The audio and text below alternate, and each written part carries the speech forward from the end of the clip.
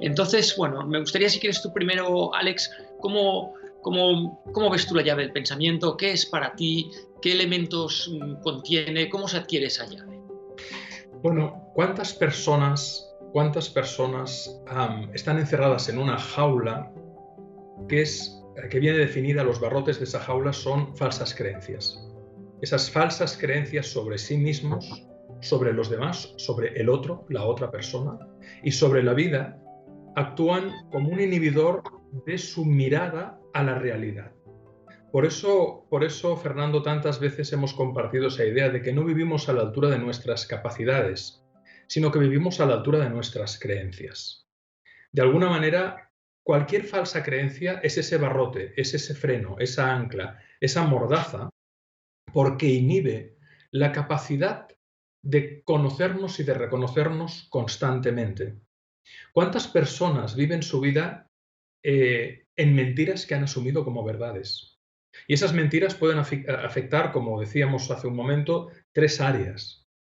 El yo, uno mismo, una misma.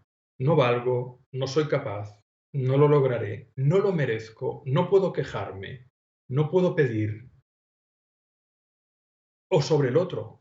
Es decir, las falsas creencias proyectadas al otro son los prejuicios. Vemos a alguien y le colgamos una etiqueta que fabrica esa persona, pero que no es lo que es esa persona. Por nuestros condicionamientos, por nuestras creencias heredadas, vemos a alguien que tiene una manera de comportarse, de moverse, un color de piel, que viene de tal país o tal región, y ya le empezamos a poner etiquetas. Y no digamos si esas falsas creencias se juegan en un doble juego, es decir, lo que yo creo que tú crees sobre mí, pero que no es una realidad. ¿Cuántas personas se definen a partir de lo que los demás, a partir de lo que creen que los demás creen sobre ellos? Incluso explicarlo es complejo porque es un doble espejo. Por lo tanto, las falsas creencias inhiben lo que podríamos llamar nuestra postura existencial, es decir, nuestra manera de estar en el mundo. Todos tenemos una postura física, pero también tenemos una postura existencial. Si una persona piensa que no vale, en consecuencia tenderá a pensar que el otro o los demás tenderán a abusar de él o de ella. Y en consecuencia la vida será un lugar muy duro. Todo sistema de creencias que pivotan estos tres ejes, uno mismo, los demás y la vida, es consistente. Por lo tanto, qué importante es hacer una evaluación de nuestras creencias limitantes, de nuestros pensamientos dolorosos. Y en las 7 llaves, en el libro, proponemos muchas herramientas y muchos ejercicios para poder ir descondicionando y liberando esas creencias. Porque lo que creemos tiende a ser lo que creamos. Y esa sería quizás la lección más importante a aprender para poder abrir la celda con la llave de un pensamiento poderoso, lúcido, con un sentido de realidad, porque si no vivimos en la realidad, vivimos en la fantasía, vivimos en la mentira o vivimos en el delirio. Y yo en este sentido, Fernando, alguna vez te he escuchado hacer algunas reflexiones sobre la mentira y sobre el error, y que tú decías que el error no reconocido deviene una mentira y a la larga puede generar muchos problemas en nuestra vida. Y quisiera que compartieras esta mirada sobre estos conceptos, si te parece bien, dentro de la llave del pensamiento.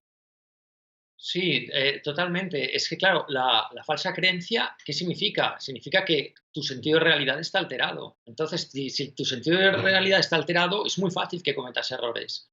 Y como ahí se produce una disfunción, aquí hay algo que falla. O yo me he equivocado o la realidad no es lo que es. Pero como yo no quiero cuestionar lo que creo, porque si no voy a ver amenazado mi sistema de creencias, lo que voy a hacer es esconder mi error. Y el error se transforma en una mentira. Entonces, es muy interesante cómo realmente la mentira muchas veces se origina en una falta de sentido de realidad que no queremos adoptar. Es muy curioso porque en este sentido yo he visto, yo mismo lo he experimentado con personas cercanas y conmigo mismo, cómo a veces incluso un sentido de realidad que sabemos que nos hace daño, al final prefieres no cuestionártelo porque aunque te haga daño, crees que es cierto y te da una estabilidad aparente, ¿no? Entonces, por lo tanto, hay que pensar que todo cambio sobre una percepción de la realidad y sobre tu sistema de creencias va a significar una resistencia. Y a mí me gustaba mucho, y ahora no tenemos tiempo, pero en el libro lo explicamos muy bien, la técnica que tú proponías, Alex, en el libro, a mí me encantó. Y yo te preguntaba, bueno, Alex, ¿cómo cuestionas, no, una creencia? Y me decías, oye, pues pregúntate, ¿esto que crees siempre es cierto? ¿Siempre ha sido así? ¿O hay alguna circunstancia en la cual esto no se cumple? Porque si hay alguna circunstancia en la cual esto no se cumple, a lo mejor tu creencia no lo es tal o no es tan universal como te piensas, ¿no? Y yo creo que en ese sentido, y pueden haber muchos ejercicios, pero sobre todo cuestionarse y preguntarse, no tener miedo a cuestionar las creencias, no tener miedo a pensar que lo que uno creemos sobre uno mismo, sobre los demás y sobre la vida puede ser distinto a lo que piensas, sobre todo cuando te estás dando cuenta que se están produciendo muchos errores o muchas mentiras. Excelente. Y en ese sentido, y si te parece ya para ir cerrando la llave del pensamiento y entrar en la segunda llave, que sería la llave del juicio, quizás lo importante es darnos cuenta que no estamos condicionados por el sistema operativo que hemos heredado, que hemos mamado, a veces con la mejor de las intenciones, de nuestro entorno, de nuestros padre, madre, figuras parentales, tíos, tías, abuelos, abuelas, hermanos mayores, maestros y maestras, que de alguna manera nos trasladaron creencias con la mejor de las intenciones, ¿no? Incluso la sabiduría popular, ¿no? Los refranes, más vale pájaro en mano que ciento volando, ¿no? Eso tenía sentido en un contexto de posguerra civil, por ejemplo, ¿no? La seguridad, el no arriesgarte. Pero en la realidad actual, esa creencia para la supervivencia de aquel momento puede inhibir a muchas personas el hecho de que se permitan hacer cosas, manifestarse, experimentar, probar, cambiar su postura existencial porque han heredado algo que no era suyo.